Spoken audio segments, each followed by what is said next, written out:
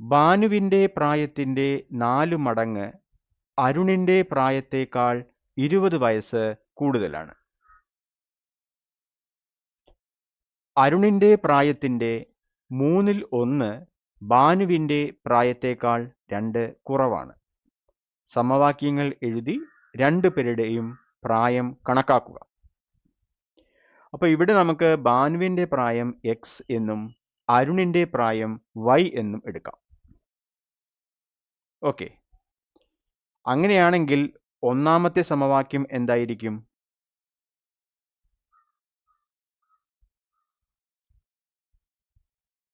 ഭാനുവിന്റെ പ്രായം x, അരുണിന്റെ പ്രായം y.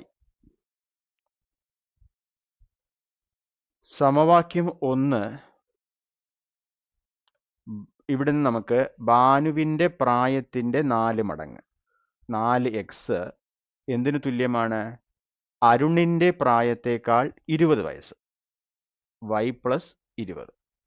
അപ്പോൾ നമുക്ക് സമവാക്യം 1 4x y + 20 എന്ന് കിട്ടും. ഇത് നമുക്ക് 4x - y 20 എന്ന് എഴുതാമല്ലോ.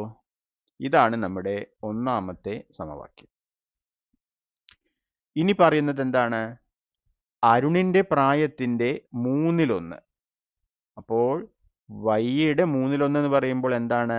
y × 1/3 എന്ന് പറയുമ്പോൾ 1/3. അത് എന്തിനു തുല്യമാണ്? ഭാനുവിന്റെ പ്രായത്തേക്കാൾ 2 കുറവാണ്. ഭാനുവിന്റെ പ്രായം x, അതിനേക്കാൾ 2 കുറവാണ്. Okay, x - 2. ശരിയല്ലേ? അപ്പം നമുക്ക് സമവാക്യം 2 എന്തെഴുതാം?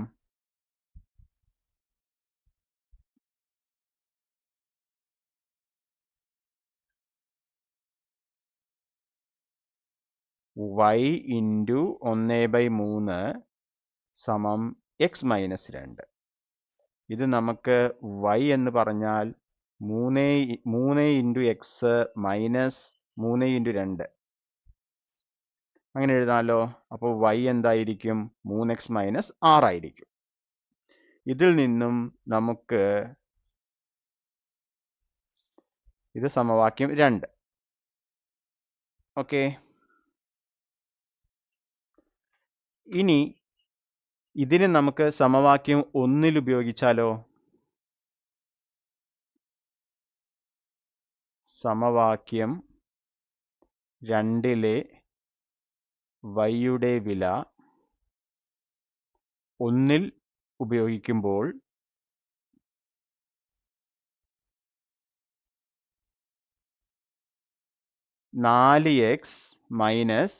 ഇതെന്തായിരിക്കും? 3x - 6, അത് 20 എന്ന് കിട്ടും. ഇതിൽ നിന്ന് നമുക്ക് 4x - 3x x ആണ്, +6 20 എന്ന് കിട്ടും.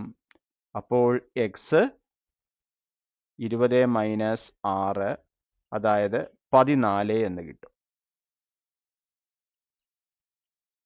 ഓക്കെ, ഇനി നമുക്ക് x 14 ആയാൽ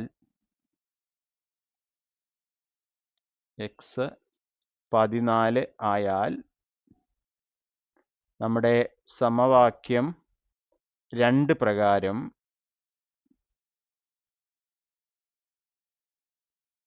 y എന്ന് പറയുന്നത് 3 × 14 - 6.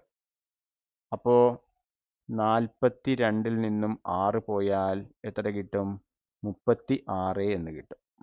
ഓക്കെ, അപ്പോൾ നമുക്ക് y എന്ത് കിട്ടി?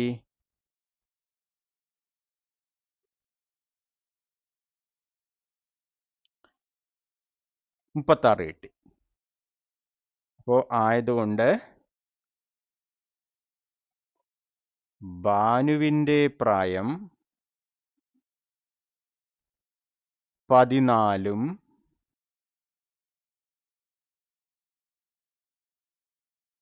അരുണിന്റെ പ്രായം എത്രയാണ്?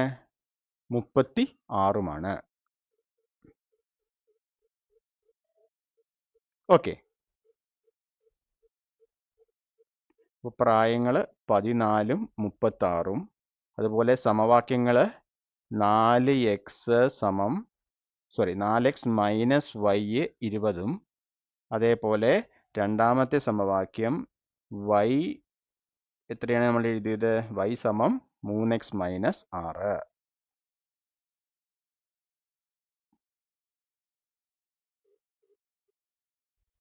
ഓക്കെ.